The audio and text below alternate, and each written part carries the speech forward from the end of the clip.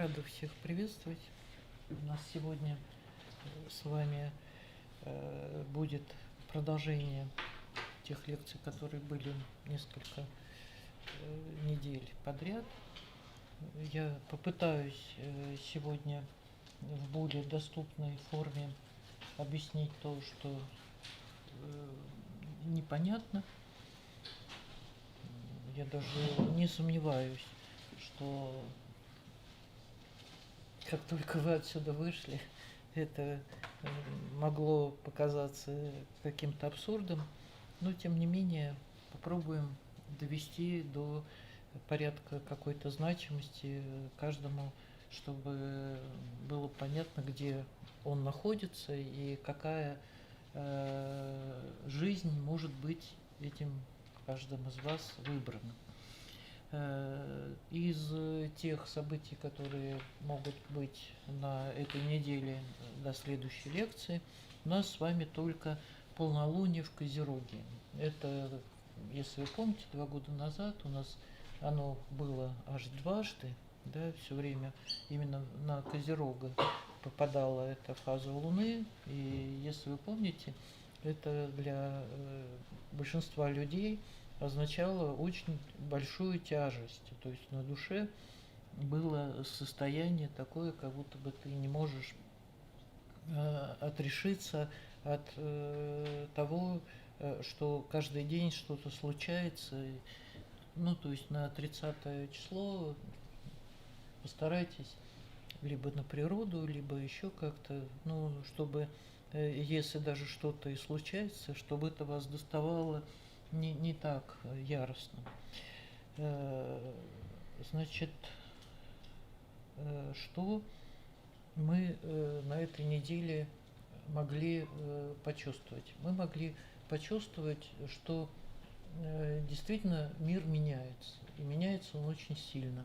И не только потому, что было сказано то, что в этой аудитории прозвучало, но также и то, что очень многие вещи, с которыми вы сталкиваясь там при чтении, при каких-то жизненных своих условиях, вы могли видеть, как меняетесь вы сами. Эти перемены важнее всего. И вот из вопросов тех, которые мне были заданы, один из самых знаковых вопросов был именно про то, как человек ощущает пространство. Так как у меня был человек, который предположил, что он прикоснулся к пространству. Я напоминаю вам о том, что заявка, ну, это не моя заявка, это заявка древности. То есть это и греки, которые считали, что мы с вами плаваем в эфире, и это, конечно же, индийский способ восприятия мира.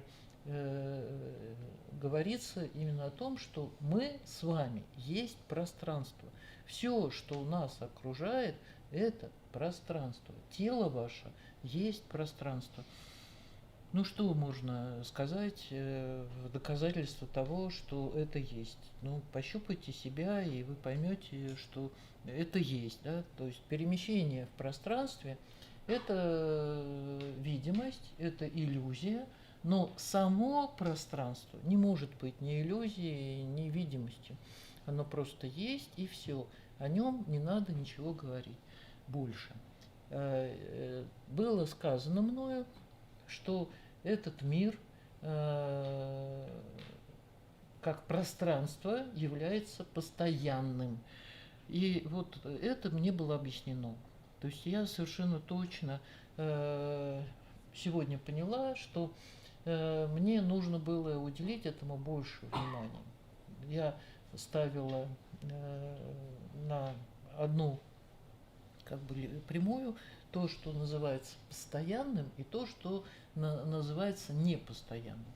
То есть постоянное – это то, что меняется внутри себя, но это всего лишь радость. И вот это вы должны понять.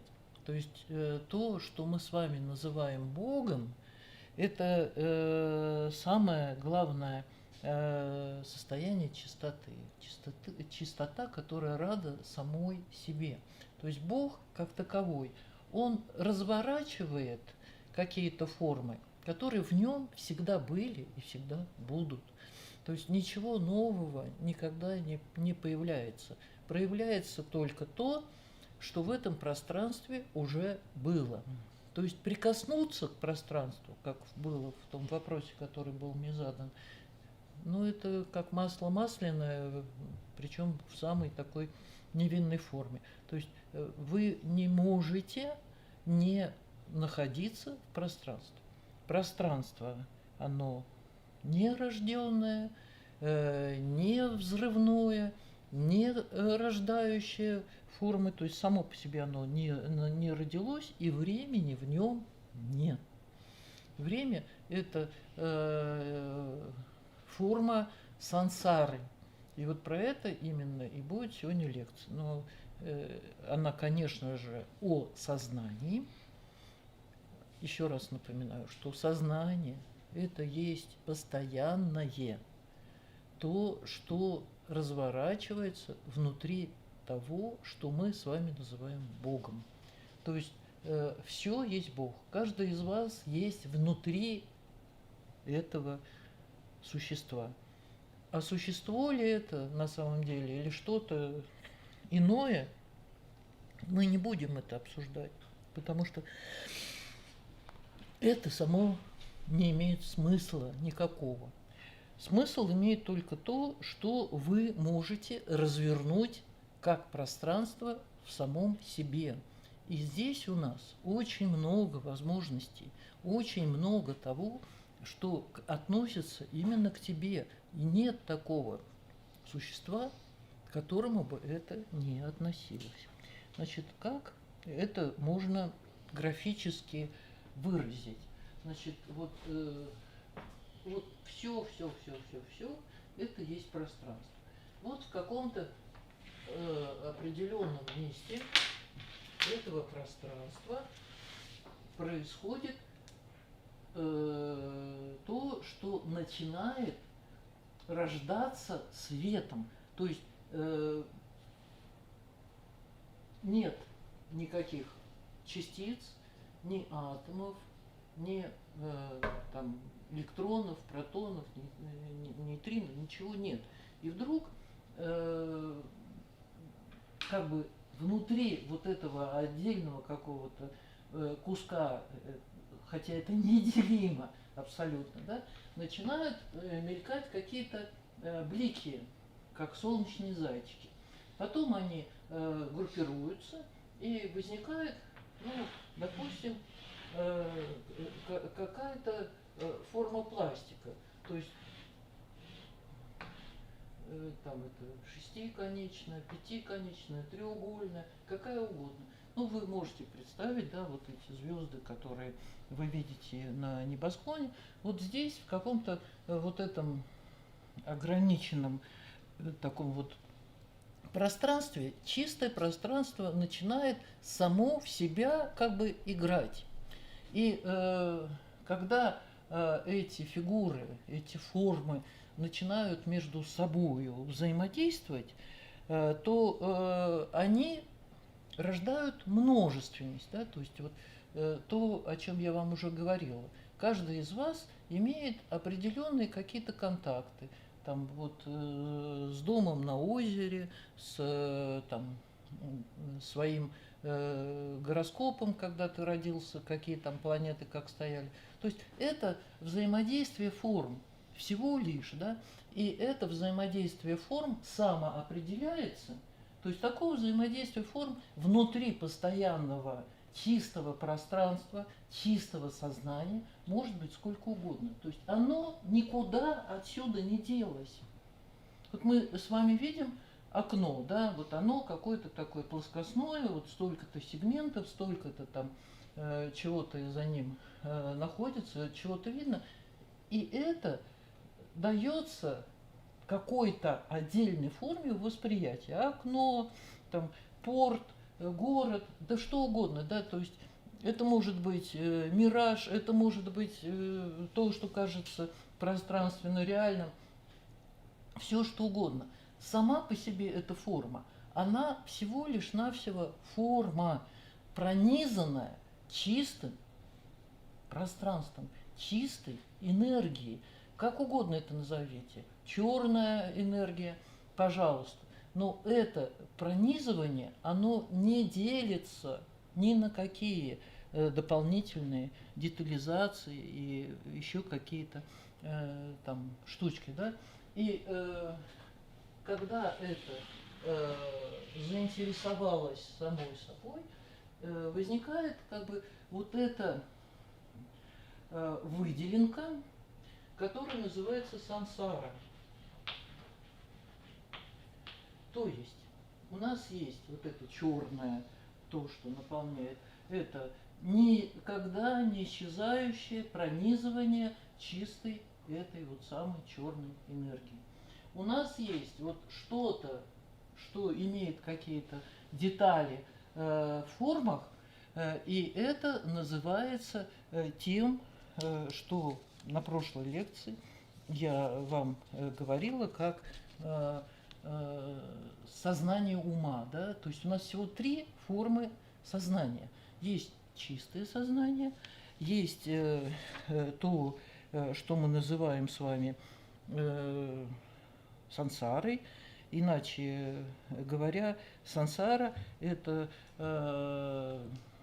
форма сознания, которую мы называем сознанием ума. То есть это 3-я форма из того, что мы в прошлый раз с вами проходили. И есть то, что называется пустотой. Да? То есть это та форма сознания 3-я, которую я определяла как вот это вот самое пространство, которое само с собою как бы, да, находится в каких-то переливах, переходах. То есть 3-я форма сознания – это, ну, я напоминаю, значит, 1-е – это чистое, 2-е – это пространство сознания, то есть осознание самого себя, иначе говоря, это та самая пустота, и про нее мы тоже чего не будем говорить. И 3-е – это вот эти вот фотоны света, которые преобразуются в какие-то формы и такую игру между собой, это пространство ума или сознание ума. Ну, само по себе только это мы с вами и знаем, как сознание, потому что мы не владеем всей картиной мироздания, хотя бы даже вот в такой упрощенной форме, которую я вам докладываю. Итак, сознание неделимо. И никогда оно не собирается с собою спорить. Оно постоянно. Но при этом, когда в нем начинается образование форм, это место, где внутри этого постоянного, оно каким-то образом начинает познавать то, что уже самим сознанием познано. Иначе мы с вами сегодня должны понять, что же нам внутри всего этого делать. Да? То есть мы с вами на сегодня из физики, любой там школьный, продвинутый, как вы хотите, мы знаем о существовании поля, мы знаем о существовании информации. 20 век родил это новое состояние наукообразия, которое называется информацией. То есть вот кто-то где-то какой-то сделал вывод на основании своего собственного наблюдения, и эта информация, она начинает овладевать огромным количеством людей. То есть я еще раз хочу подчеркнуть, что внутри сансары никаких особенных изменений сознания не происходит. Здесь происходит только то, что захватывает тех, кто умствует. То есть вот это вот самое пространство ума, оно делает свои вот эти вот обработки этих форм, И эти формы начинают становиться, ну, таким, ну, как бы, можно сказать, анекдотом. Жизнь каждого отдельного вот этого оформленного существа здесь, она делает все возможное для того, чтобы не быть жизнью, а быть пронизыванием чего-то того, что само про себя подумало и изобрело. То есть сознание ума, оно в каждую форму заставляет сказать о себе «это я». Вот мы с вами видим там кошечка какая-то, там мышка какая-то, и мы ей приписываем, ах, она там плохая, или она наоборот такая мягенькая, хорошенькая, да? То есть мы начинаем придумывать качества для всего, что нас окружает. Но на самом деле вот это самое формирование «я» как отклонение от принятия сознания внутрь самого себя, это «я» нам очень с вами вредит. Поэтому все формы восточной идеологии, они избегают религии, они избегают придумывания Бога как личности, как «я». И мир так, как бы вот этот мир нашей сансары, он так устроен, что до тех пор, пока каждый мнит о себе, ах, я бедный, ах, я там богатый, ах, я сильный, пока все это происходит, то выбраться вот из этого круга, из этой самой сансары, из этого состояния, где ты должен, не понимая кому и за что и как, ты должен здесь находиться. И выбраться из всего этого очень хочется. Большинство людей, какие бы они ни были развитые или там не развитые, приходится в этой жизни много раз слышать: да ты убери свои амбиции, убери свою гордыню, сделай все-таки для себя хотя бы какой-то подарок, в котором к тебе придет радость. Я еще раз повторяю, радость – это чистое сознание, это то, что полностью является тобой, оно тебя пронизывает. И мы с вами опять вспомним те лекции, на которых я вам говорила, что каждому из вас удастся быть самим собой. Вам надо быть самим собой. Вы можете из этой сансары выбраться только при осознании, то есть при том, когда вы впустите этот поток чистоты и радости внутрь себя. То есть я говорю о том, что вы должны научиться быть чертой, то самое, что я вам говорила, да? То есть внутри у тебя пустота.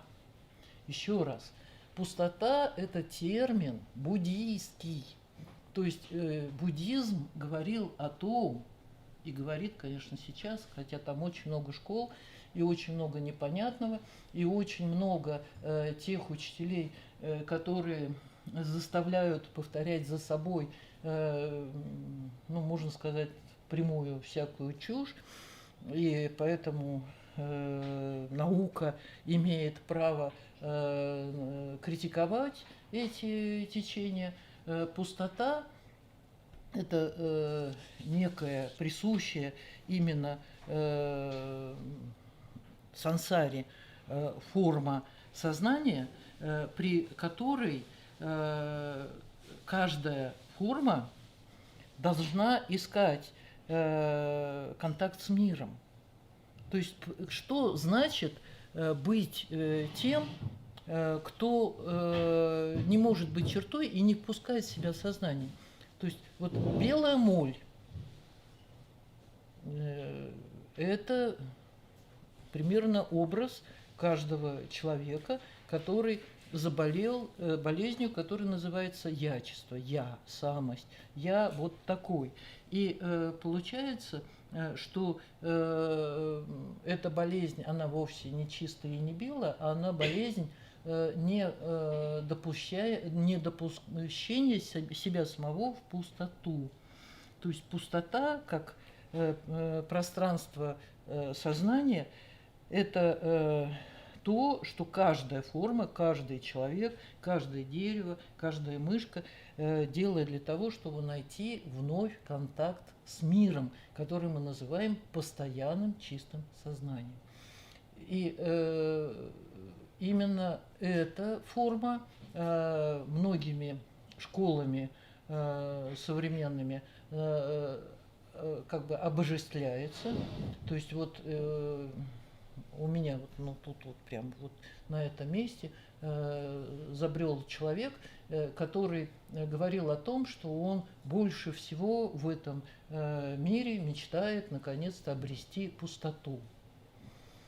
Ну, я сейчас не хочу вас запутать, я хочу только одного, чтобы вы поняли, что у вас есть, это не двойственность, это некая однозначность, да? Вам должно прийти осознание того, что пустота приведет вас либо к еще новой форме, то есть к перерождению, прекратится эта жизнь, начнется другая. Или вы можете раскрепоститься. То есть эта пустота станет трамплином для того, чтобы вы поймали поле любви. Иначе говоря, эта пустота и есть то, что творит любовь. Любовь – это действие. Много раз сказано, да? То есть любовь есть то, что обретается каждым сознанием, которое готово отказаться от своей формы. И только так. Иначе говоря, пустота есть поле любви. Там ничего нет, кроме одного состояния, что тебе не важно, кто ты, тебе не важно, сколько у тебя денег, тебе не важно, какой там у тебя там вес, объем и другие там какие-то детализации. То есть ты теряешь «я», приобретая взамен состояние любви. То есть весь мир тебе принадлежит, а ты принадлежишь всему миру. Вот что есть пустота. Я много раз приступала к этому объяснению, и ни разу на самом деле у меня не получилось. Итак, мы с вами сегодня должны понять, что из сансары у нас с вами два основных пути. Значит, есть путь к новой форме.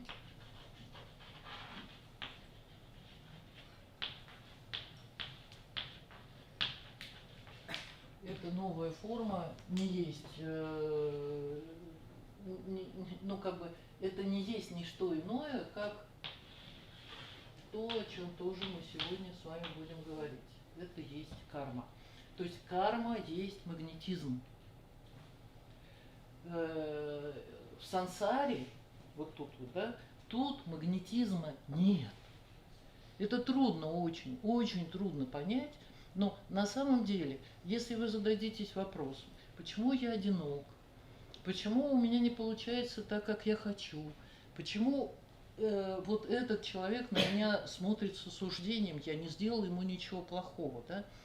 Если вы поймете, что для того, чтобы вам состояться внутри сансары, выйти из нее можно только, ну, я дальше буду обязательно об этом говорить, из сансары выход есть.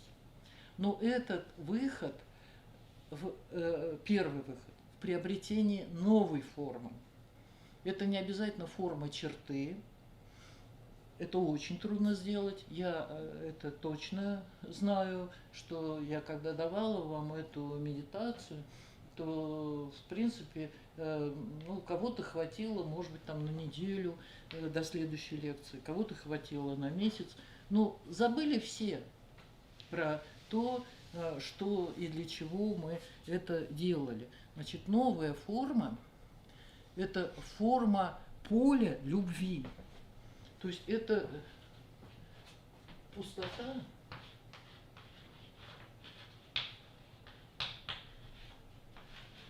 в поле любви. Но это все равно карма. Только любовью преодолеть сансару невозможно, к сожалению, к великому. То есть я не предлагаю вам отказаться от любви. Я предлагаю понять, что те качества любви, к которые вы привыкли, они не существуют. Это опять формы трения, о которых мы с вами знаем. То есть любая форма, это, еще раз повторяю, это стремление обособиться, сделаться формой, которая не пропускает внутрь себя сознание. Как только это с вами происходит, вы тут же начинаете страдать. То есть явление страдания – это обособление. Это приведение себя к своему собственному «я», в котором у вас есть только трение, гравитация и та тяжесть, которую вы на себя берете. То есть потеря связи с черной материей и с сознанием как таковым – это приобретение порочного зрения, слуха и ощущения и поиск смыслов. Вот это все противоречит любви и полю любви как таковым.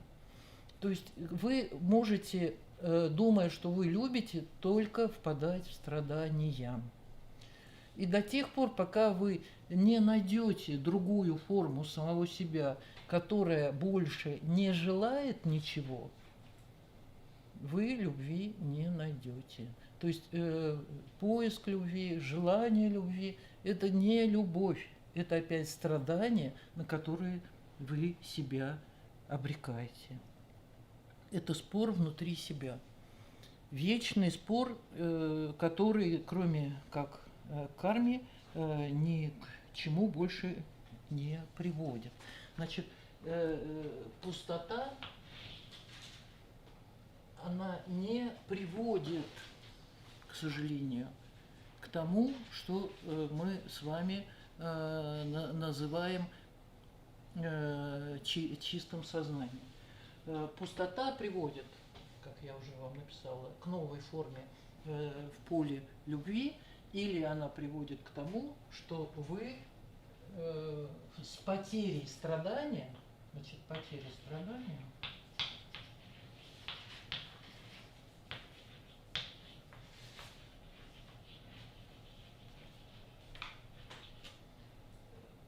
страдание как противоречие самому себе. И вот это, надеюсь, вы поймете.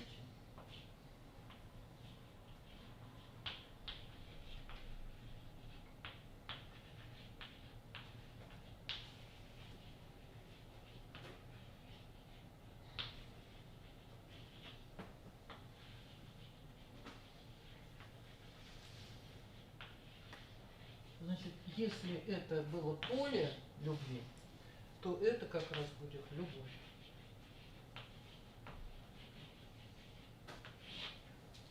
Любовь – состояние, к сожалению, это не форма сознания. Любовь – это состояние, когда тебе себя не жалко, когда ты точно, совершенно знаешь, что единственное, что ведет тебя к радости, это действие. Вот как бы мне надо еще раз вам сказать, что сансара не есть форма сознания. Сансара – это двойственное состояние пустоты и пространства ума.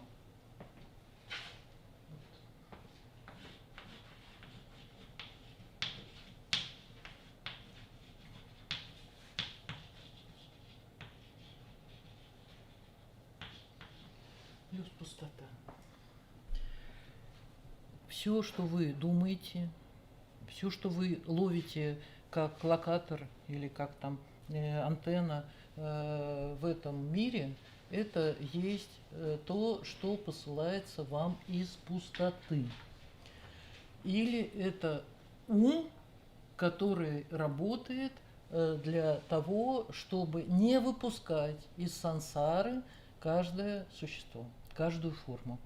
Вы являетесь формой. Какой именно формой вы являетесь, вы не можете задать. Вы не можете себе сказать: я богатый, я счастливый, я умный, я там дебил. Не можете вы это себе сказать.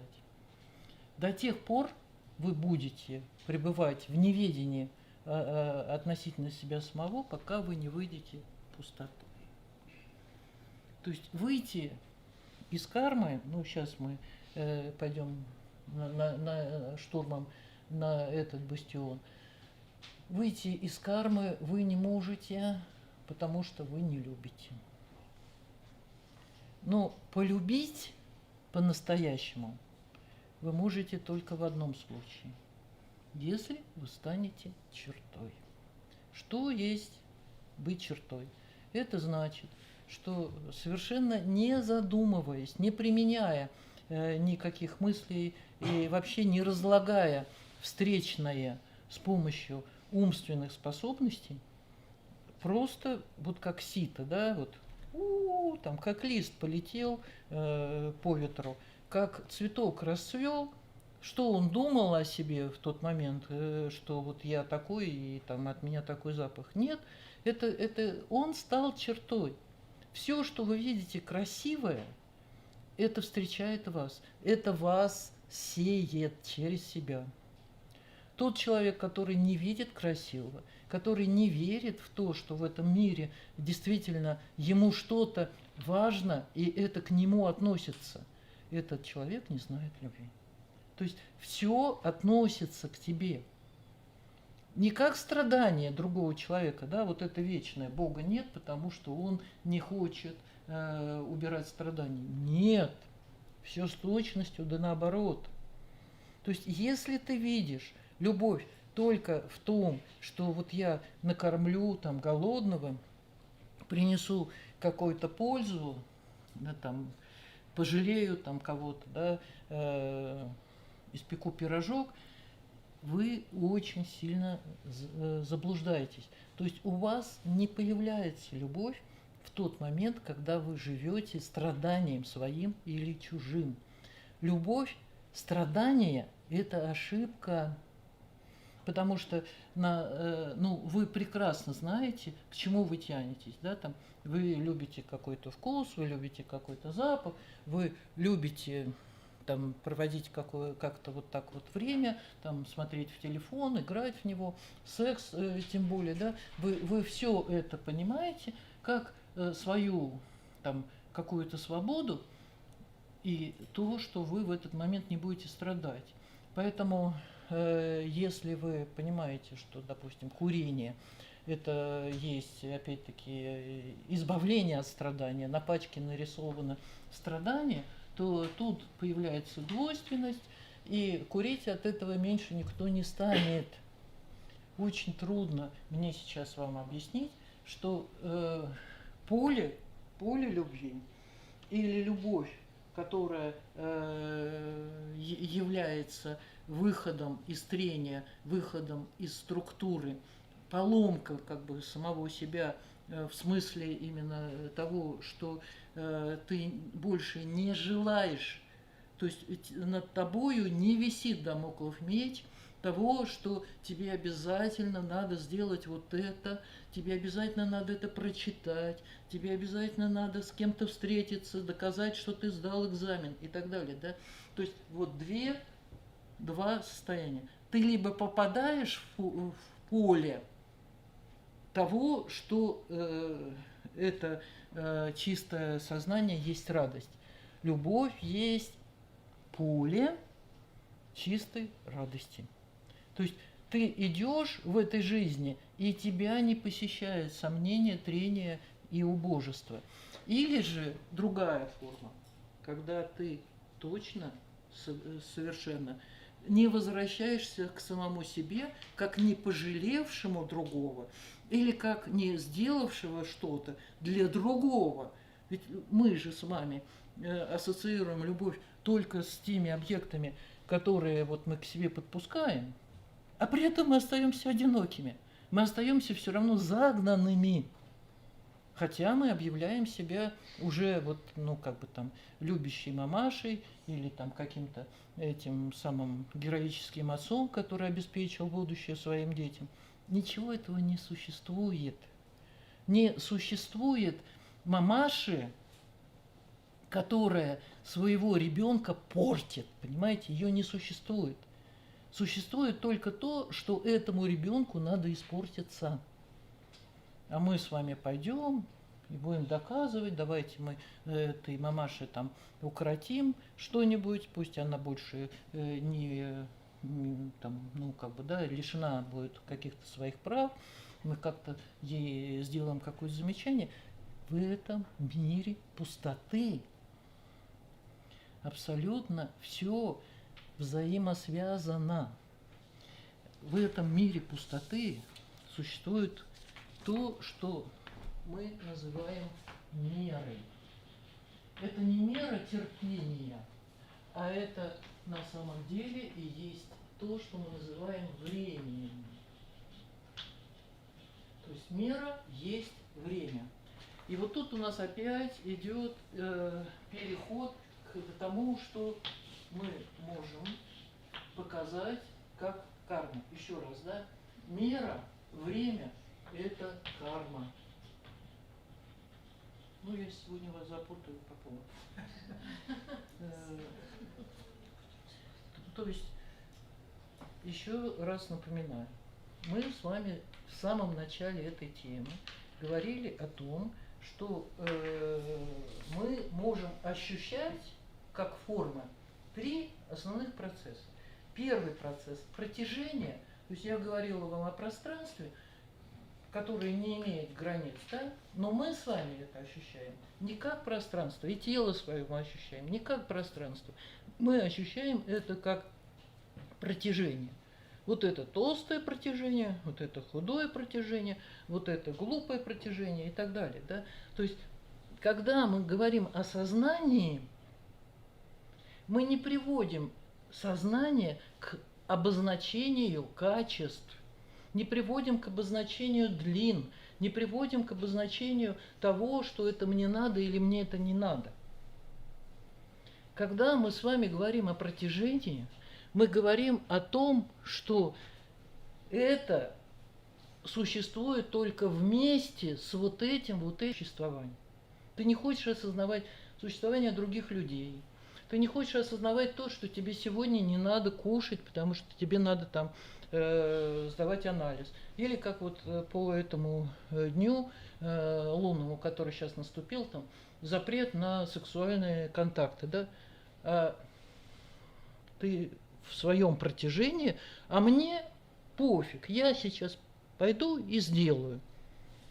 И потом, когда с тобой кто-то как-то поступает, там, кто-то на тебя орет, кто-то тебя выгоняет, кто-то как-то с тобой хочет там, поговорить не в той форме, которую ты признаешь, ты говоришь, что он идиот, тот, кто это делает, он дурак. А на самом деле это протяжение, оно, ну вот как нитка в твоих руках, да, ты берешь и начинаешь наматывать как бы на кулак, на локоть, как угодно, какую-то нитку. Она все тоньше, тоньше, тоньше, и потом она раз и рвется, да, потому что наступает мера того, что ты, не впуская своим поведением внутрь себя это осознание, то есть черную материю, ты попал на то, что ты слишком протяжно вращался. Еще раз, три комплекса осознания, которые вам даны. Протяжение, мера и вращение. Вот по поводу вращения мне там еще несколько лекций назад задавали вопросы, в чате, и я там, как бы, да, ну, меня просили показать вращение Шивы. Вот я вам сейчас показываю вращение Шивы. То есть представьте, что вот в этом самом сознании, от которого вы отказываетесь, есть что-то, что к вам бьется. Оно как бы вас окружает, это сознание, и своими какими-то действиями пытается вас заставить страдать еще сильнее. Еще раз, да? Если вы не впускаете в себя черную материю, как сознание, вы страдаете. Вы страдаете от чего? Вы страдаете от того, что оно в вас бьется. Это не наказание вас за что-то, что вы не понимаете, что вам надо понять, а это просто химический, физический процесс. Если на вас упадет плита, вы не будете страдать, да? Но если вы будете осознаны, то вы встанете, и пострадает плита. И вот это вы должны понять как протяжение. То есть вы можете долго наступать на одни и те же грабли, не получать тех денег, которые вам положены, быть там как бы вот этим вот человеком, которого куда-то не пускают. Вы очень долго можете это протяжение испытывать. Но мера того, кто страдает больше, тот, кто вас испытывает, на самом деле никто вас не испытывает, кроме вас. Вы просто не хотите посмотреть вокруг себя. Да? Могу опять вернуться к этому спору, который тут разгорелся, что же именно я сказала, как надо приходить в сознание. Там так на нос смотреть, или в угол смотреть, или там еще. Да пофиг, как, на какой нос смотреть. На свой или на Арлекина. Абсолютно все равно. Нужно просто иметь какой-то вот, да, там, точку-выкол для того, чтобы прекратить страдания. Просто пальцем трогаешь кончик носа и говоришь: ого, понял, и пошел дальше. То есть об этом речь. Не терпеть и ждать, а я хороший, и я обязательно прорвусь, а понять, что есть точно совершенно что-то, что ты сам себе делаешь неправильно. И для этого достаточно хотя бы даже того самого слова «отменяю». Вполне достаточно. То есть ты видишь, что происходит то, что ты не заказывал, да, там какую-то музыку или там еще что-то, да, ты говоришь «отменяю», и это прекращается.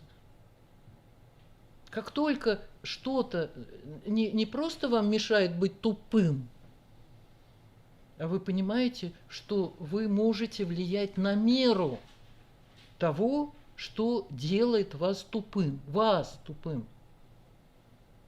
Сосредотачивайтесь на кончике носа, на середине точка между глаз, как угодно, да, танцуете, поете, все что угодно делаете, но прекращаете терпеть. Я говорила о том, были лекции, когда я говорила, надо потерпеть. Но это надо потерпеть в пустоте, если вы уже туда проникли. А большинство из людей вообще не понимают того, что есть какие-то другие состояния, кроме состояния убогого. И вот об этом именно я и веду сейчас речь. То есть мы с вами в сансаре. В этой сансаре существует двойственность, как магнит, как качели. Вы начинаете чем-то увлекаться, и вас притягивает и затягивает. Либо это минус, либо это плюс. И вот сейчас мы с вами этот минус или этот плюс давайте распишем. Значит, если вот у вас идет плюсовка, то есть вы очень хороший человек, вы очень сильно приветствуете поле любви, или вообще вы уже к самому себе не возвращаетесь как к форме и как к страданию, тогда вы начинаете накапливать этот плюс. Можно накопить, как это не смешно, да? Вы накапливаете свои заслуги, и вместе с этим накоплением вы на какое-то время в пустоте обретаете свободу. Это может быть очень радостно. И тут, когда вы эту свободу обретаете, вы находите узнавание. То есть вы как это проявляете? Вы куда-то идете, а вам там говорят: вот тебе миллион, вот тебе пирожок. Причем это не так, как в рекламе. Если ты вот это, вот это, вот это, тогда миллион. Да? Нет, это в чистом виде. Почему есть на свете богатые люди? Да? Потому что они вот этими своими накоплениями того, что называется полем любви или самой любовью, они уже прошли этот путь. И тогда они попадают в то, что мы по простоте душевной называем божественным миром. Но такие накопления не бывают постоянными. Они тоже через меру, они тоже заканчиваются. И человек рождается здесь, он богатый, у него есть там хорошие друзья, у него есть связи, у него все есть, как мы считаем, что здесь с этим можно жить, да? Но он опять страдает. Он опять задавлен. Никого богатство, связи или какие-то там близкие там друзья и хороший секс никого не освобождает от сансары. То есть, еще раз повторяю, идти в этих двух направлениях – это идти в пустоту. Пустота в понимании наполнения и есть пустота. Сколько бы ты ни старался, сколько бы любви ты ни стяжал, ты все равно свалишься в сансару. Ты свалишься в форму и не станешь чертой. Значит, что бывает с теми, кто идет вот этим путем минусовки? То есть здесь идет накопление тоже.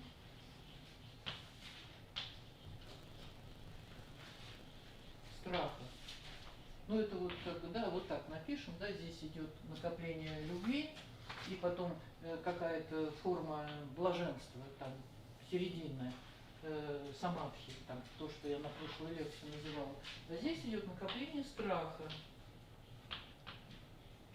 И когда это накопление страха, ну, еще там напишем осуждение, потому что осуждение – это тоже страх. Вы судите тех людей, которые могут у вас что-то отнять, которые не будут знать меры того, что сделает вас еще более несчастными и задолженными. Тогда вы попадаете в карму целиком. Вот если вы идете этим путем, то вы попадаете в бесконечное состояние повторяющихся событий и перемена положений. Ну, то есть в этой жизни он тебя убил, в следующей жизни ты его убьешь. И вот так вот, да, вот. То есть опять это вращение, вращение, вращение. Было непонятно, я это знаю, что есть вращение. То есть вращение Шивы, это оно и есть. То есть нельзя выпустить того, кто не понял, что это можешь прекратить только ты сам. Шива со всеми его вот этими вот грязными попутчиками, он затмевает глаза у тех, кто не может проникнуть в пустоту. То есть любви нет у того, кто думает, что местью, гордыней или другими какими-то своими состояниями можно что-то снять.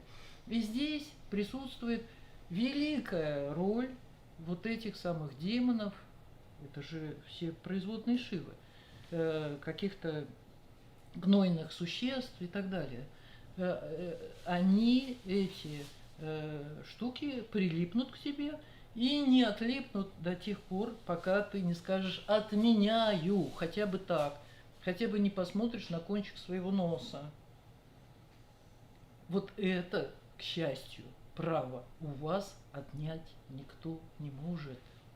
Вы точно, совершенно, кроме того, что делает Шива в своем вращении, вы вращаете сансару.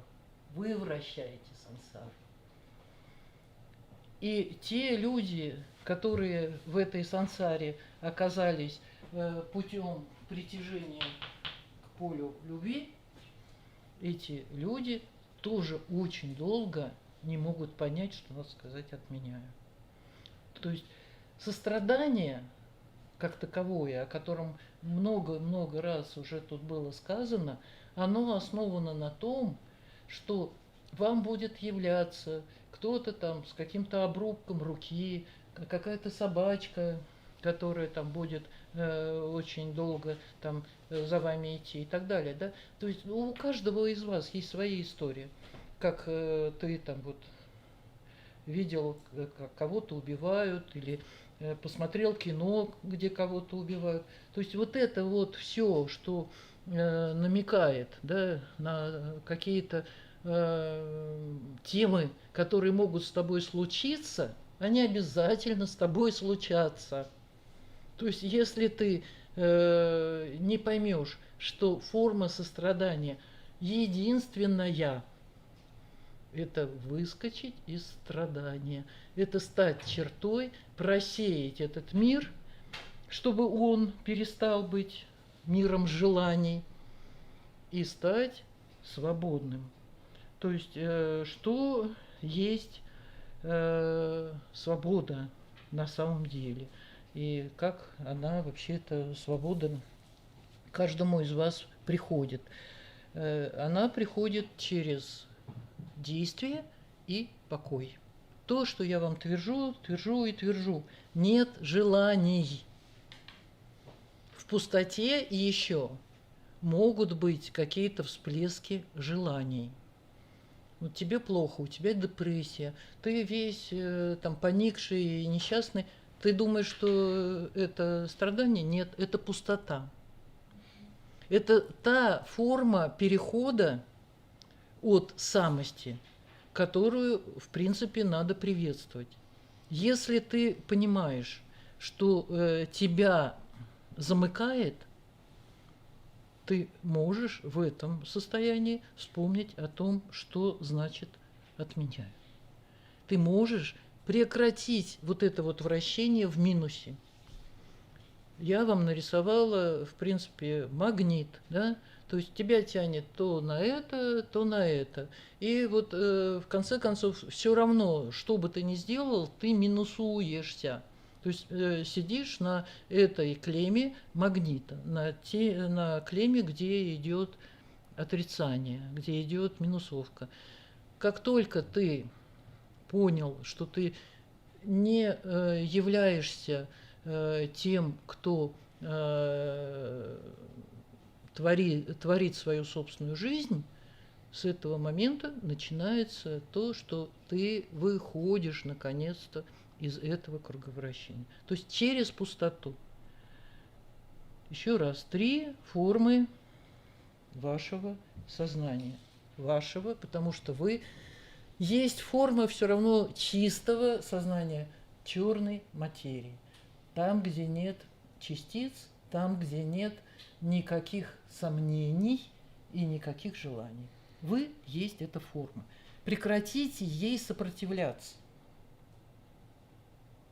Выйдите сначала в пустоту, где есть поле любви и есть любовь как таковая. Это не значит, опять-таки, ходить, всех жалеть и говорить, какой я хороший. Нет, это все равно будет проявление сансары, в которой вы только новую форму обретете именно вот этой вот какой-то несуразности и юродства. выйти в пустоту, это значит ничего другого. Там нет радости, там нет проявлений личностных, там нету я, но там есть любовь. И если вы поймете, что любовь – это именно отказ от я, то есть, ну вот, долбит вас, как дятел, ваш ребенок по вашей голове. Что вы можете сделать? Вы только одно скажете: я все равно его люблю. И это будет неправда. Потому что невозможно любить то, что не является пустотой. То есть ты воспитываешь своего ребенка так, чтобы у него, у этого ребенка, был хотя бы намек на то, что он свободен, что он что-то может сделать сам, без тебя. То есть откажись от мира, как от владения вещами. И тогда на следующем витке, слава тебе, Господи, ты не попадешь вот в эти накопления божественного вот этого вот какого-то искусственного блаженства, но ты попадешь в то, что выведет тебя, наконец-то, из сознания ума. Умствование и любовь несовместимы. Это не одно и то же, и никогда этим не было. То есть тот человек, который любит, это не тот, который ложится на амбразуру. Это тот человек, который постоянно и денно, и нощно знает, что он со всем этим миром заодно. Не есть заодно, когда ты кого-то осуждаешь и там пилишь или еще что-то делаешь. Заодно это значит, ты понимаешь, как радуется цветок, как радуешься ты, когда становишься запахом, как радуешься ты, когда на тебя смотрят чьи-то глаза, а ты можешь раз и спрятаться за занавеску. И вот ко всему, что я вам вот это вот все сказала, да, я очень мало сейчас говорила вам про сансару как место информации. Ну, может быть, еще это впереди как-то мне удастся связать с этой черной материей. Вот что я хотела дополнить. Вот по поводу как раз вот этого вот мира, накопления и так далее. Почитайте, пожалуйста, или послушайте, кому как больше нравится. Значит, Тия Александр, 2150 год. Вот там, в принципе, в доступной и очень такой внятной форме дается представление о том, как через сон вы обретаете реальность. То есть реальность – это чистое сознание, которое никогда вас не покидало и покинуть не может.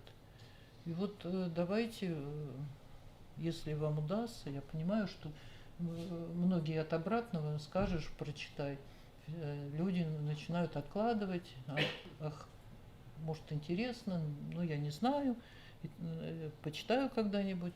Но я надеюсь, что в следующий раз у меня будут уже какие-то вопросы по поводу того, что вы прочитаете, и мне будет понятнее и внятнее, мне будет понятнее, как вам преподнести этот материал. Я понимаю, насколько это сложно. Но я вас возвращаю опять к тому, что 3 формы сознания, постоянство того, что мы с вами называем Божьим миром, и 2 формы выхода из сансары. Наверное, в следующий раз про сансару тоже будет, потому что я все-таки не сказала сегодня. Хорошо, вопросы. Но я надеюсь, что банальная фраза по поводу того, что каждый творец своего страдания сегодня до вас дошла. Насколько вы это примените для того, чтобы ваша жизнь стала другой, надеюсь, примените. Насколько вы сможете во всей моей вот этой вот говорильне по поводу того, что есть любовь, может быть, вы вспомните хоть какие-то искры, о чем я говорила, из своей жизни. Я знаю, что в какие-то моменты это обязательно у каждого бывает, иначе бы вы здесь не сидели. Но через любовь мы выходим из сансар. Есть индивидуальный путь, и есть вращение, которое захватывает всех нас. Да, мы будем здесь находиться, пока к вот этому вот самому, да, когда вот эти все, кто в страхе и в осуждении, пока они не придут к тому, что их больше не притягивает подобная жизнь. И тем не менее, они придут. Читайте эту самую книгу, про которую я вам сказал. Там очень четко написано о том, что такое будущее у тех людей, которые хотят любви. Ну, как бы все. Скажите, пожалуйста, слово мера, просто вот у слова есть смысл. Вот, время. Ты понимаешь, что это счет? Мера – это счет. Время, накопление – это все мера. А какой мерой это сюда? Вот фраза «какой мерой»? Мерите, такое будет отмерено, конечно, да, сюда. Именно сюда. То есть ты позволяешь себе курить, ты позволяешь себе грешить, да? Ты позволяешь себе не верить. Такой же мерой я тебе тоже.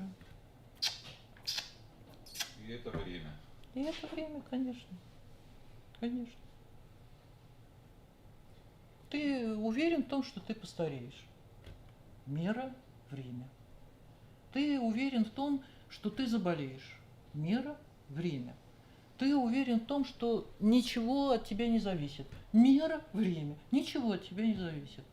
Все абсолютно, что ты воспринимаешь как самопозволение, это мера. Там в книге очень просто все сказано. Когда читаешь, слушаешь. А, ты уже смог, да? Я предлагаю вообще челлендж устроить в Кипише, кто сколько. Например, Илья Леонидович уже, наверное, процентов 40 прочитал, я пока 35. Знаешь, у всех по-разному, не надо челлендж устраивать. Да я шучу, я шучу. Да шучу я, что вы накинули. Я прочитала все в течение одного дня. Там 11 часов вообще. 12. Ну и что? 11 часов. Нет, ставишь на скорость 2. Ну это на двоих, полтора. Я только полтора на двоих воспринимаю вообще. Там нету ничего того, что есть в сложных книгах, ну, допустим, Бхагавад-гита, да? Это очень сложная книга, там надо каждое слово пережить. А здесь это, в принципе... А вот вы такую фразу сказали, что нет плохих матерей, а есть Да. дети, которым надо испортить. Да, именно так. Это получается, что Да, что вот дети- люди, которые родились вот уже Да. с этими накоплениями, им надо, чтобы их испортили, чтобы они опять прошли Это вот этим сансара путем. вот это. Это сансар. Мгм. То есть опять хуже, еще хуже, Еще хуже, еще хуже, еще хуже. Пока он не затрется, но я там как бы, да, легкий анонс. Там вот эта книга, про которую я вам сегодня говорила, она кончается тем, что там рассказывается, как люди в этом году, в 2150-м, умирают. То есть они просто рассыпаются на звездочки. Все. То есть никого хоронить не надо. Так же точно рассыпаются и те, кто испорчен. Точно так же они рассыпаются. То есть они подходят. И те, кто любит, и те, кто испорчен. Да? Нет. Те, кто любят, им тяжелее выйти из сансары. Потому что у них мера очень жесткая. Они могут опять пройти через божественные вот эти вот самые миры, через наслаждение, которое им за их вот эти вот заслуги, за то, что они научились радоваться. И опять, и опять. И за что мне это? Я богатый, я счастливый, я это... А никакой Все, радости. которые вот в этой любви. Вот в любой любви это все равно пустота. То есть смысл пустоты не в том, что ты опустошаешься, а в том, что ты попадаешь в какой-то такой вот промежуток, где ты ни на что повлиять не можешь. В этом смысл пустоты. Невозможно повлиять на любовь, понимаешь? Вот ты любишь и любишь. А тебе нужно все равно, преодолевая сансару, выйти в чистое сознание, в эту самую черную энергию. Тебе не надо ей становиться. Ты просто должен перестать желать. Любовь имеет желание? Имеет. К сожалению, да. Даже та любовь, про которую я вам сегодня говорила, она имеет желание обладать все равно, сливаться. А ты должен это преодолеть. Не для того, чтобы лишиться любви, нет, ни в коем случае. А для того, чтобы до конца понять, что ты безграничный. Екатерина, я просто по вот этой схеме сначала поняла, что вот эта любовь, ну как бы она все равно в сансару приводит, да? А вот Да. эта любовь, она как выход. А получается, что еще третья любовь есть. Нет, нет, Не любовь, а нет, нет. Не является Бог любовью, не является, хотя Христос, да, конечно, это нам с вами вот в нашем сегодняшнем положении как высшее проявление этой пустоты. Да, Бог, Христос есть любовь. Но кто из нас этого достиг? Кто из тех, кто воюет, кто из тех, кто ворует, кто ее достиг? Они все ради любви это делают. К родине или там еще к чему-то. Кстати, я, прежде чем читать эту книгу, я зашла на отзывы. Ух, там такие умы поработали. Прям вообще. Они, значит, заявляют, у них нет любви к родине. У этих вот. Про кого книга? Самое страшное обвинение. Они, понимаешь ли, там в одном бассейне все голые. И родина. У них вообще нет любви к родине. Видите, у меня, наверное, лично у меня калибровка сбилась. У нас что самое верхнее? Вы как-то сказали, что вот то, что дальше мы еще не знаем, а то, что было всегда есть, это простота, покой и единство? Нет, Или... нет. Простота, покой и единство, а главное все равно покой, как действие. То есть не покой, когда ты там, да, а покой, как у тех, кто там в Шамбале сидит, тела сидят, да, а они сами где, никто не знает, это действие. То есть это возможность любого, как бы, да, вот этого преодоления этой материи, не черной материи, которой мы с вами занимаемся и которой мы с вами являемся, этой материи нет. Там как бы с точностью да наоборот. Там, где чистое вот это сознание, и где мы с вами, да, это как будто взяли и вывернули. То есть мы с вами верим в то, что есть только то, что можно потрогать, а на самом деле это все какой-то отброс от того, что кто-то так решил. И вот все, что мы с вами как высшее, мы никогда не узнаем, потому что там нет предела. Мы можем с вами пройти через единство, покой и простоту. Но все равно кто-то там за спиной будет идти и говорить, как сложно жить.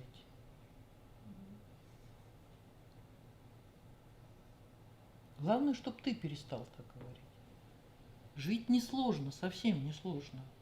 Потому что это ты действительно дебил, который не хочет это прекратить. Вот, ну, не жизнь, да, живи сколько угодно, сколько хотите, столько и живите, но как скоты не делайте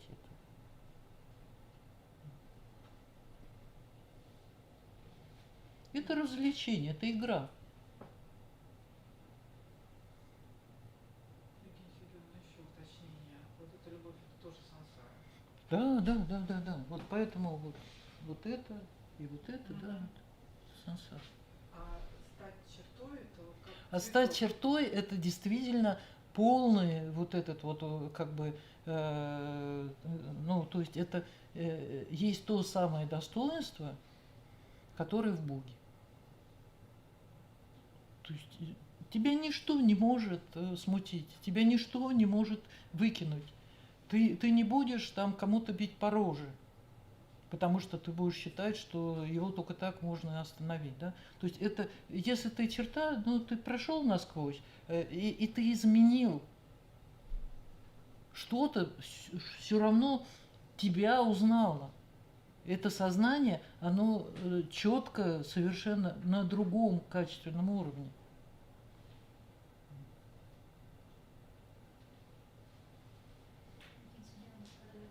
Воспитывать своего ребенка так, что он свободен. Да, Значит, допущение ему, что он хочет делать. а почему нет? Он же хочет от обратного. То есть ребенок в любом случае не знает, что можно делать плохо или хорошо, пока он не увидит, как это делают другие, в том числе его родители. Самое страшное для каждого из нас, когда мы были детьми, это то, что ты видишь равнодушие. И когда ты с этим сталкиваешься, ты делаешь все, что только придет на ум, чтобы обратить на себя внимание. Ты можешь и там как бы пойти стрелять по воробьям, ты можешь выдумывать какие-то истории, как будто бы там тебя кто-то там изнасиловал, как с тобой поговорил там неправильно, училка плохая и так далее. То есть все плохое, что делают дети, это то, чтобы излечиться от равнодушия к себе. А если родители решили, что он пойдет в мат вертикаль, а ребенок не хочет? Но это не сюда. Это к сансаре, которая бесконечно будет этого ребенка, ну то есть он уже там был. Евгения Сергеевна, а вот когда жители всех деревень знали, вернее, думали, что эта девушка молодая, она беременна от Лавра, а он ее там скрывал, прятал, вот они его как бы, ну, смеялись над ним, да, с их стороны мне все понятно, они там, вот святой, там, а все тут туда же. А вот что он делал, что он чувствовал, это же не жалость была? Или это чувство? Нет, это не или было, это было сострадание в чистом виде. То есть и сколько святых, которые женились на этих блудницах, и там был такой святой, который извел всех блудниц в своем доме. То есть он каждую ночь шел к следующей, давал ей большую сумму денег и всю ночь молился над ней. И эта женщина после этого, она просто уже не могла идти заниматься этим трудом, бессмысленным, вращением. И да, эти все люди в городе, вот он такой сякой, посмотрите, вот что он делает по ночам. Кстати, это надо было мне сегодня сказать, что все, что происходит именно сознательного и божественного, всегда происходит ночью. Поэтому секс ночью от секса днем или там на заднем сиденье машины очень сильно отличается. Потому что на самом деле вот эти силы сознания этого чистого, они в вот это дневное время практически не могут прикоснуться. Вот, ну, если там к Свирскому поедете, ему Богородица явилась ночью. Троица явилась ночью. Сергию Радонежскому тоже там, у него очень много было этих контактов и явлений. Это все происходило ночью. Потому что вот это, что мы с вами считаем формой, оно состоит из света, а они не есть формы. То есть Богородица, Троица, Иисус Христос, там все остальное, они не могут прийти, пока ты не начнешь бодрствовать по-настоящему. Бодритесь, говорил Сергей Радонежский всем своим последователям. А днем, вот когда там в костры бросали святых, всегда кому-то видно ангела, а остальным нет. То есть ночь, как время, когда ты действительно можешь ощутить покой, вот это, да, когда ты устремляешься мыслями куда-то туда, где есть твое, опять-таки, твой отказ от «я». Ну, у нас ночью в основном только опять я одинокая в своей постели, опять моя подушка там полная слез и так далее. Да? Вот это вот одно состояние и другое. Если у тебя есть вот это вот ощущение, что в каком-то другом свете, в другой вибрации к тебе приходит то, что тебя освобождает, это очень много значит, это по-настоящему. И то, что эти люди, которые там с Лавром, да, они по-другому не могли, но они же потом все равно же поняли. Нет, у нас первое, что мы хотим сделать, это отмахнуться. Это кого-то там дать ему как следует, чтобы он отлетел. Поэтому это естественное состояние людей в толпе. Они все вместе вот это вот осудили, с этим решили, то есть они накопили этот страх, что сейчас все будут блудить. Как там, да, один мальчик в классе начал курить, значит все начнут курить. Значит, этого надо быстро, к ногтю. А получается, что какие-то важные богослужения, я только сейчас подумал, они ночью проходят? Ну да, Рождество, Пасха, да, это ночные все, да.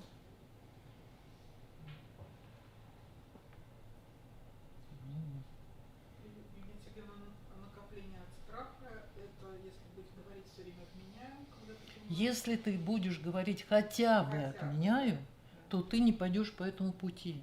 То есть эта мера для тебя прекратится. Но этого еще мало. Ну да, этого мало, потому что ты пойдешь все равно вращать колесо. Все равно. Оно уже есть. То есть те, кому страшно, они пришли уже с этим страхом. И они вращают колесо, которое перемалывает страданием всех остальных. Но кто-то, кто понимает, что да, вот, все равно, даже в этом ограниченном пространстве ты никуда не можешь деться от того сознания, которое тебя пронизывает. Ты не хочешь от него отстраниться. Но таких людей очень мало. Если хочешь. Если хочешь, значит, все будет так. Обязательно ты будешь посреди сансары. В чем и есть значение мощей, про которые там наука, там, да, что это для этих умственно отсталых. Так они, заметьте, кости-то белые, а мощи никогда не бывают белыми.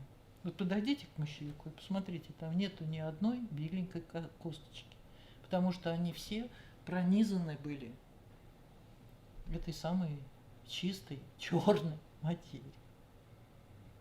Поэтому они и работают. И поэтому у нас есть надежда на то, что вот эти, которые пришли сюда в страхе, прикасаясь к чему-то, это же тоже постоянно к нам обращено.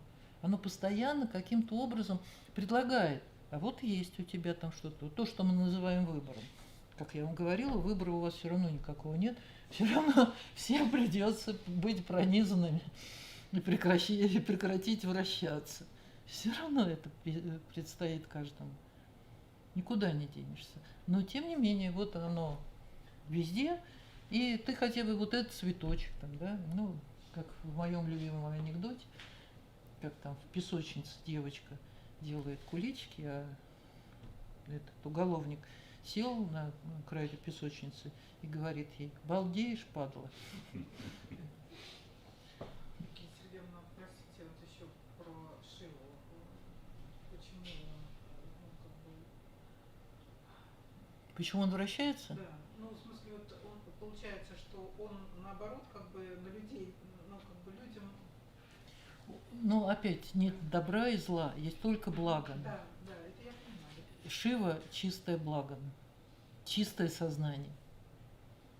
То есть он, в отличие от там, других, да, от Христа, там еще там, тех, кто пытался накормить и тем самым приблизить этих людей к тому, что на самом деле с тобой происходит, он не делал этого.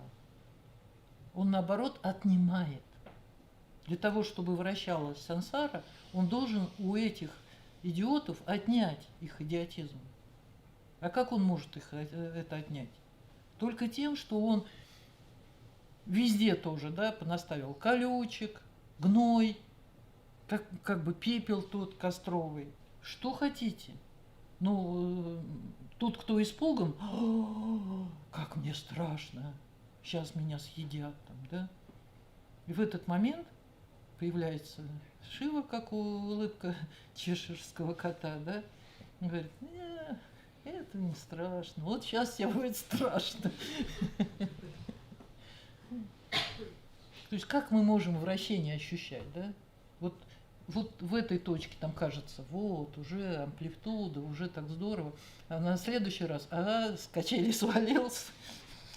Вот как хорошо стало. Не до конца, но может быть из книги уже вопрос, что когда ты вот что-то делаешь, ну, в лекционном смысле слова, и у тебя начинает получаться, а потом ты перестаешь это делать, и там вот написано, что когда ты получаешь какую-то радость, у тебя теряется энергия делать это еще и идти дальше. Нет, Но значит, книге, это была не радость. ну вот в книге есть по поводу этого, Нет. что когда он продвигался, и она говорит, что чем дальше ты продвигаешься, у тебя возникают такие моменты, когда тебе не хочется ничего делать, потому что тебе и так хорошо. Вот в этом смысле. Ну, это для тех, кто действительно не любит, ну так скажем. Да?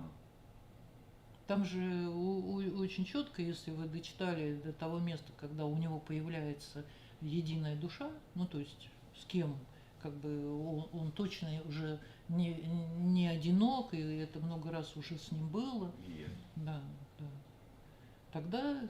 Тогда уже как бы делаешь ты или не делаешь, это не важно. Потому что деяние, как мы его сейчас понимаем, что иди гвозди забивай там, это то, что вечное, вот это вот, да, основная претензия к этим людям, что за них все делают роботы, они не едят тех продуктов там каких-то, хотя их выращивают тоже они там, кто-то из них своими руками, но тем не менее вот этот вот упор, ах ты бездельник, ты вообще там, ну как это вечно было между дворянами там и крестьянами, что эти бездельники, они только поедают наши продукты, а почему мы им должны давать? То есть вот это состояние человека кушать хочется всегда, оно не есть действие. Оно есть то, что ты просто обдираешь мир своим вот этим желанием пищи. Любое желание должно прекратиться. И об этом речь. То есть там не как упрек, что ты там делал, а потом раз и тебе неинтересно. Нет, там ты, значит, делаешь не то, что ты должен для себя делать. Только так. Успех – это не показатель того, что именно так должно быть. Как раз неуспех показатель. Что у тебя есть возможность найти то, что твое на самом деле, и ты можешь это перенести. Ведь большинство людей ломается. Каждый самоубийца – это тот, кто решил, что ему стыдно, и по-другому он уже не может. Он не умеет по-другому. Это опять это носки. каждый неуспех это успех к Это- цифре да. 10 тысяч, да? Ну, ни к цифре нет. Ну, Тут там меры 20. нет. Да. Да. Еще есть вопросы? Действительно, а это обязательно, как бы, это вот накопление страха, если ты от него освобождаешься, ты обязательно попадаешь в пустоту, в поле, ну, как В бы, любовь попадаешь. в Да. любой, да. А миновать это нельзя сразу чертой. Пустоту миновать нельзя. Нельзя. То есть Нет, сначала туда нет, должен нет, ощутить, а потом... нет, ты должен знать, как это испытывать страх. Ты должен это знать. Не, ну как страх испытывать, это понятно. Как бы. Ну, отнюдь. Богатые люди чаще всего не понимают, почему они должны что-то испытывать страдательное. Когда можно деньги заплатить и выйти из этого. Это не условие игры. Условие игры, что сначала, перед тем, как сансару покинуть, ты все равно окажешься в пустоте. Это условие. Сансару когда покидаешь? Ну, сансару ты покидаешь, когда ты всех тех, кого ты любишь, за собой взял. Тогда покидаешь. И вот 144 тысячи, они Да. исчезают. Да.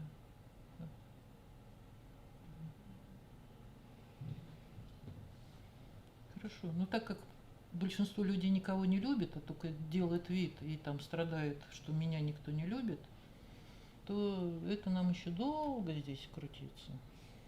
Если знаете, что человек страдает, ты должен просто принять это. Ты не должен ничего, ты вообще ничего не должен. И это надо понять. Нет. Он страдает, это его проблемы. Тебе там, если ты на самом деле что-то сделаешь, вот не для него, а для себя, и он увидит, что так можно, тем самым ты ему поможешь.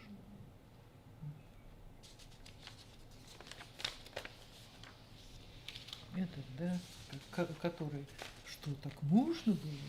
Да. Я почему-то Дед Мороза вспомнил над цыганской страной вашего любимого. Ага, да. Кто плохо кушал? Тот подарок не получит. Вот, может, не по лекции это, у меня просто как потрясение такое небольшое было. Вот когда вот фильм смотрели про святого Паисия. Паисия, да.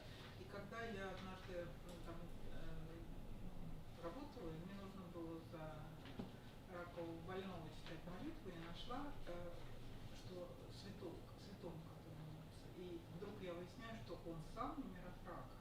И Паисий тоже как бы у него там заболевание легочное. Вот это вот как вообще? Ну, на самом деле, Паисий, конечно, настоящий святой.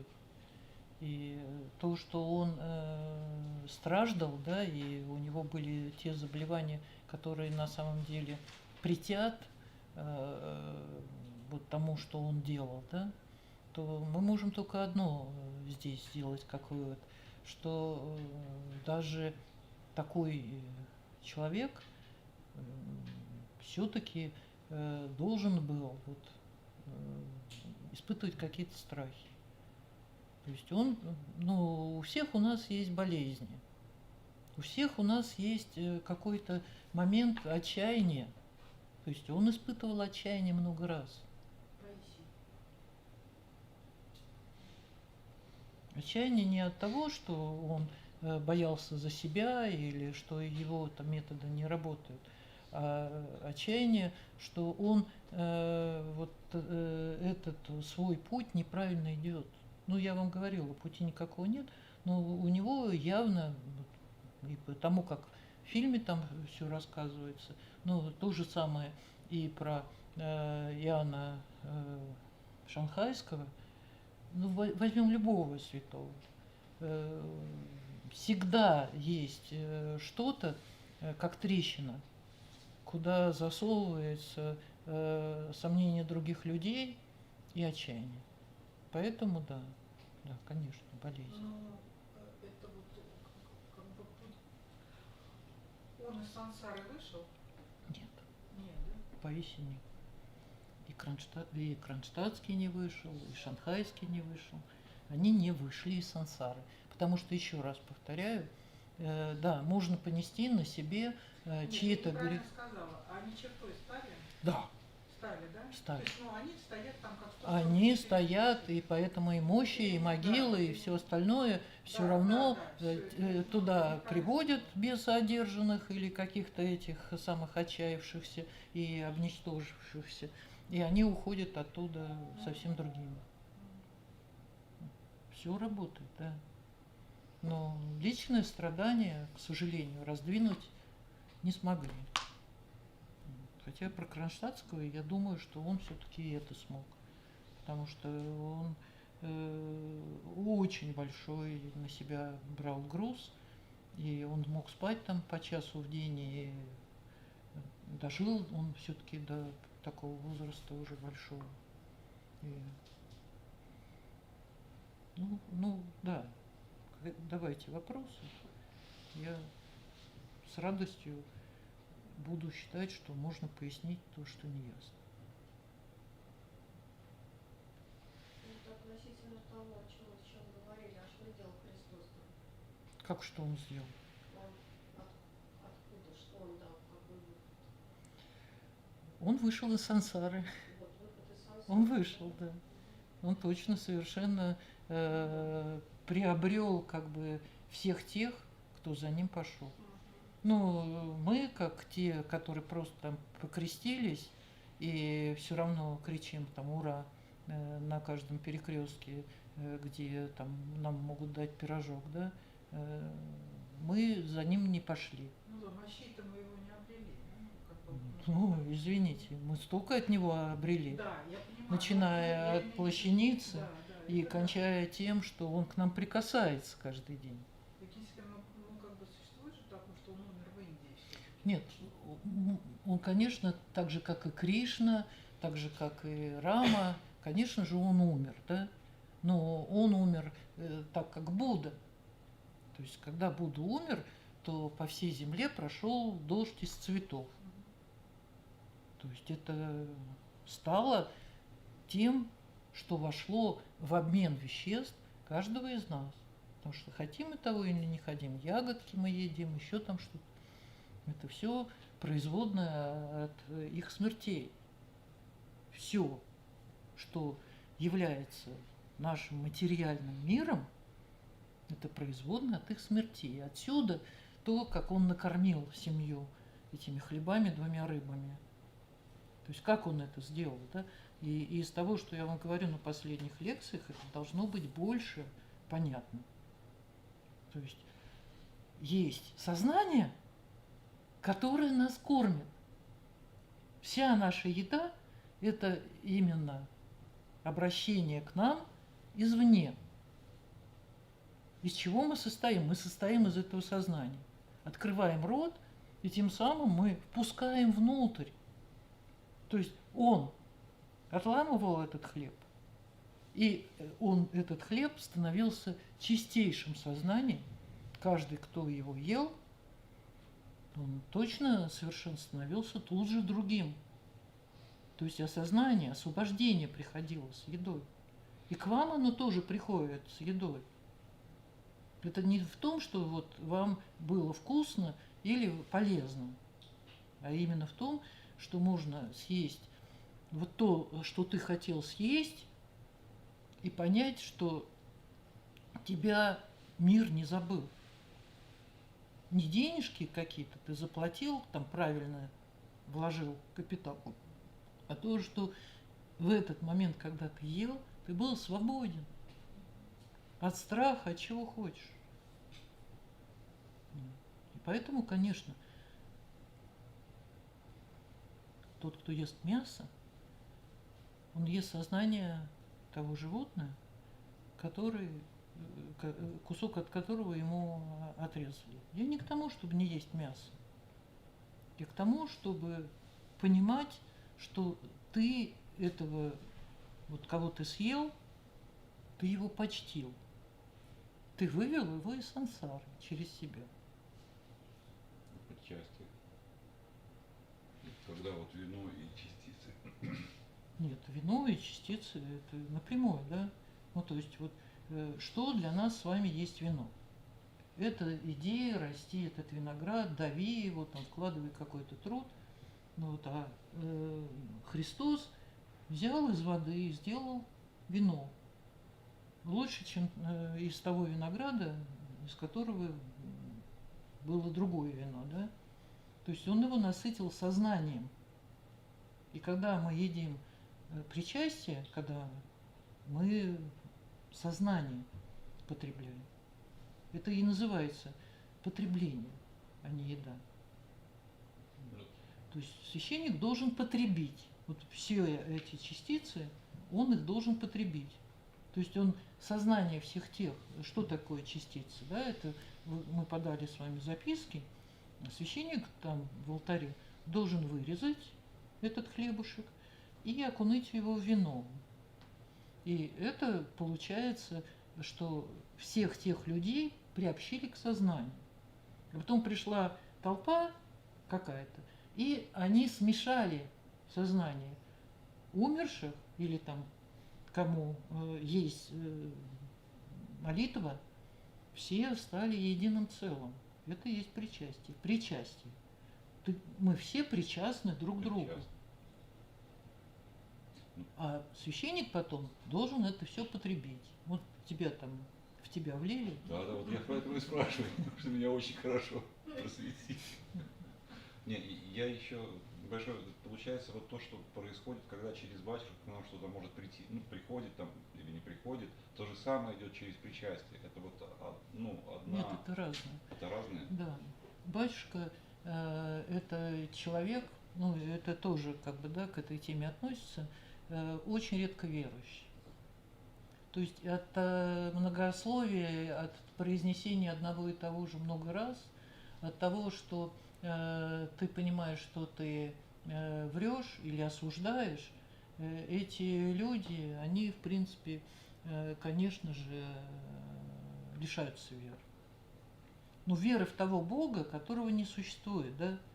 То есть они не могут допустить, что вот эти вот все, которые пришли тут толпой, оголтелые какие-то, чего-то ждущие, требующие, вопрошающие там перед иконой, дай мне, дай мне, дай мне, да?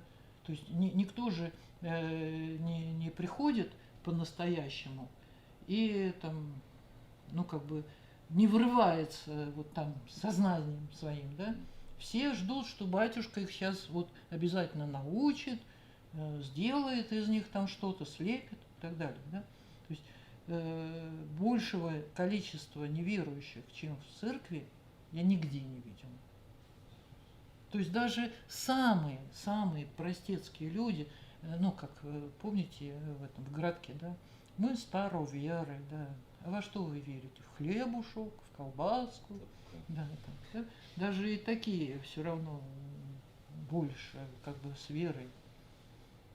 Ну вот их ограниченное сознание, но оно ограничено тем, что они верят, что вот это хорошо, это хлеб там. Через батюшек меньше всего приходят. Поэтому в храмы и ходят в основном кликуши, незащищенные, те, кто всячески там как бы, да, там сам не хочет свою работу делать и так далее, да. А причастие, тем не менее, оно работает. Так же, как и свечку поставить. Это же опять огонь, который не содержит в себе ничего, кроме чистого сознания. Поэтому с батюшками очень осторожно надо себя вести. Во всяком случае, конечно, причастие, если кто-то ходит, то это должен быть такой батюшка, у которого точно нету вот этого вот в глазах, как некоторые батюшки там, женщинам, у которых маникюр или глаза накрашены. Ты чего сюда пришла? Как один сказал моей куме. Ты, наверное, там цыпленка задушила, от этого у тебя ногти такие кровавые. Ну, то есть это осуждение. Очень, ну, какое христианство, такие батюшки. Простите меня, люди добрые. Да. ищите. Батюшка это учитель. Ну, все, я после таких шуток говорю, прости, Господи, отец Игорь. Ну, в общем, еще есть вопросы? Хорошо. Спасибо. Жду вопросов. Спасибо. Спасибо.